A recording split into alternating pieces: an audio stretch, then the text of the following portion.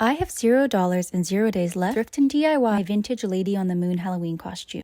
We need to make a giant paper moon that's bigger than me. And did I mention we only have 2 hours? The only supplies we have are what I found today at the thrift store for $19. And I'm worried that we won't have enough silver sparkly paper to cover this moon that should be larger than me. My supervisor B is here to help us. And if this doesn't work out, I do not have a backup plan. And I really need a moon for this to work. Oh great, this glue isn't strong enough to hold it. Time to add some double-sided tape. We're rushing to get to a Halloween party at my friend. Okay, ta-da, this is my paper moon. And remember, I'm wearing this dress that I DIY'd and these vintage Stuart Weitzman star moon heels I got for $10.99. Time to get dressed and put it all together. Let's see when I put on the dress if the stars stay on or pop off. This is my very first time putting it on. Oh my gosh, it actually works and I really like it. Now let's see it with the $10 vintage Stuart Weitzman heels I thrifted. It's coming together, but what about the paper moon? This is it for scale. I'm 5'9". And remember, our final goal is a photo like this.